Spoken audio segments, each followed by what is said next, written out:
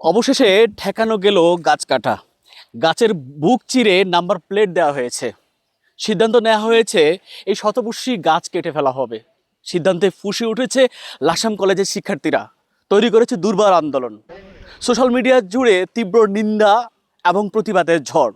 স্মারকলিপি, গণস্বাক্ষর কর্মসূচি, সকল চেষ্টা তদবিরের পর জয়ী হলো ছাত্ররা। পৌরসভা সার্ভেয়ার আসছে আমাদের এদিকে নদী পর্যন্ত আমরা কতটুকু পাই, হ্যাঁ সেটা আমাদেরকে দেখিয়ে দিয়েছে।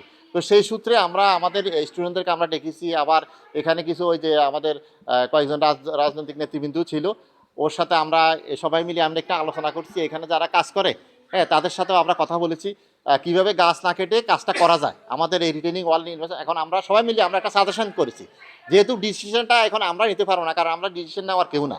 হ্যাঁ আমরা স্টুডেন্টরা মিলে আমরা মোটামুটি একমত হয়েছি যে এই জায়গায় যদি আমরা রিটেনিং ওয়ালটা করতে পারি তাহলে আমাদের গাছগুলো বেঁচে যাবে। পরবর্তীতে আমরা একটা সুপারিশ আকারে দিব।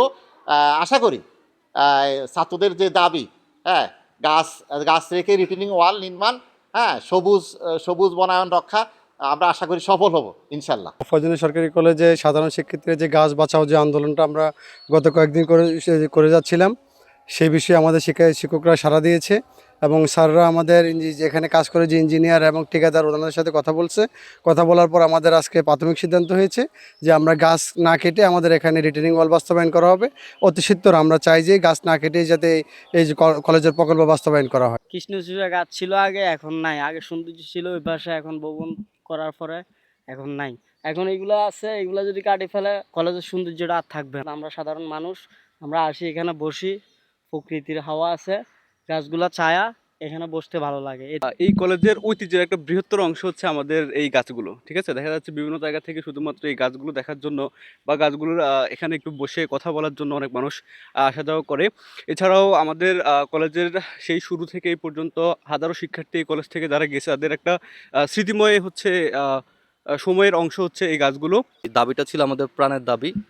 আপনি খেয়াল করলে দেখতে পারবেন যে রমজানে কলেজ বন্ধ থাকার পরেও অনেক দূর দূরান্ত থেকে এই শিক্ষার্থীরা এসে আমাদের যে গণস্বাক্ষর কর্মসূচিতে তারা অংশগ্রহণ করেছিল, তো সেটা থেকে আমরা বুঝতে পারি আমাদের শিক্ষার্থীরা চায় শতবর্ষী গাছগুলো থাকুক আমাদের স্মৃতি হয়ে। আর সেজন্য আমরা আমাদের দাবিটা ব্যাপারে পজিটিভ সাড়া পেয়েছি, সেজন্য আমরা সকলে অনেক খুশি। জয়ী হলো ছাত্ররা, রক্ষা পেল শতবর্ষী গাছ, রক্ষা পেল প্রকৃতি। কুমিল্লা লাকসাম থেকে GMS Rubel, Laksam city news.